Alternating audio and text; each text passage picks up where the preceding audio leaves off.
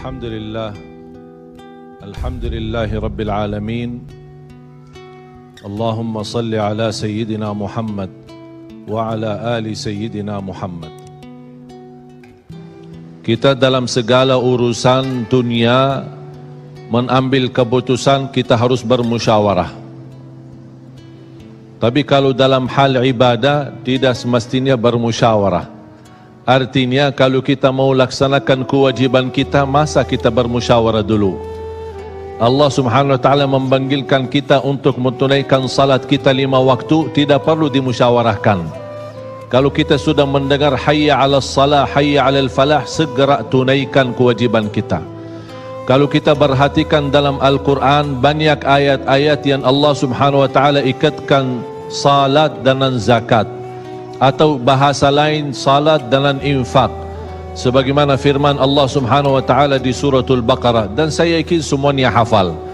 A'udzu billahi minasyaitonir rajim.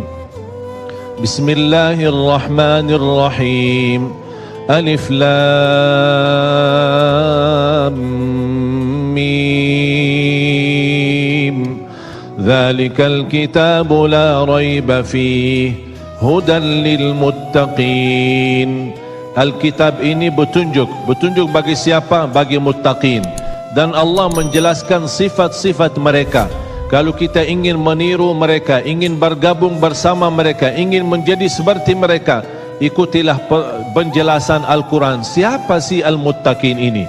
Allah subhanahu wa ta'ala sebutkan, الذين يؤمنون بالغيب ويقيمون الصلاة ومما رزقناهم ينفقون.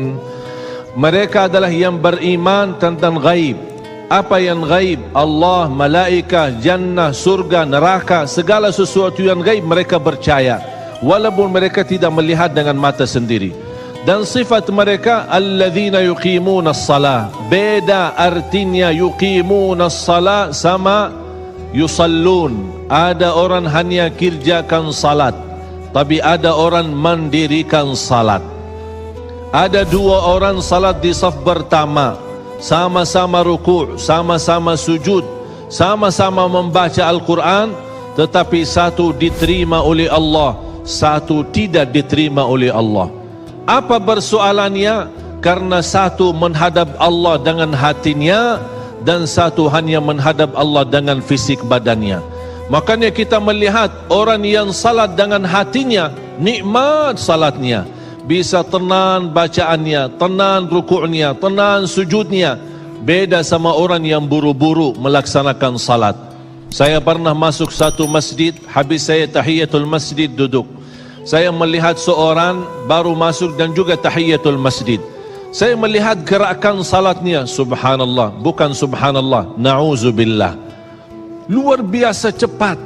Saya hanya menangkapi bacaan gerakan salatnya. Saya baca Al-Fatihah, saya baru selesai waladdallin amin, dengan saya mencuba bagaimana bandingkan bacaan Al-Fatihah dengan salat beliau, dia sudah sampai ke tahiyat, padahal baru saya selesai surat Al-Fatihah. Salat apa ini yang kita kerjakan? Banyak orang-orang berlomba-lomba seolah-olah ada juara. Siapa yang paling cepat selesai salat dapat juara 1. Inilah yang terjadi dalam keadaan kita. Makanya kita merasa tidak nikmat salat kita. Yang kita hanya kejar seminar khusyuk dalam salat, latihan khusyuk dalam salat. Sebenarnya Bapak Ibu biar faham, tidak ada perintah dalam Al-Quran memerintahkan salat yang khusyuk.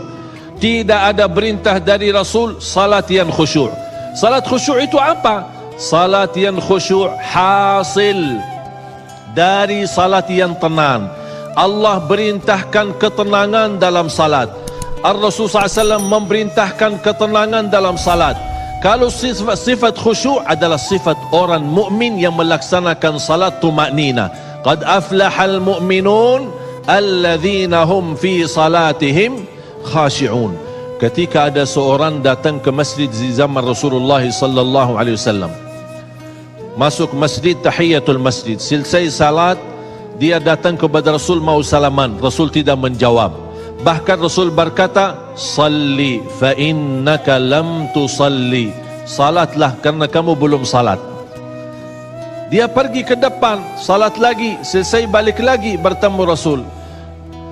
Mau salaman, Rasulullah SAW tidak menjawab. Salli fa innaka lam tusalli, salat dulu karena kamu belum salat. Sampai 3 kali dikasih tahu oleh Rasulullah SAW. Akhirnya orang berkata, mohon maaf ya Rasulullah, saya tidak tahu selain ini salatku. Gimana? Kata Rasulullah SAW, fa idza qumta faqum mutma'inna. Kalau berdiri, berdiri tenang, tumaknina. Tumaknina salah satu rukun di dalam salat. Tidak sah salat seorang tanpa Al-Fatihah, betul? Sama tidak sah salat seorang tanpa tumaknina.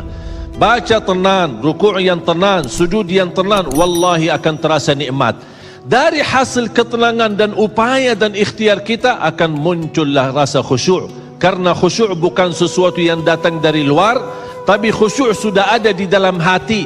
Tinggal bagaimana cara dikelola, bagaimana bisa dikembangkan cara salat.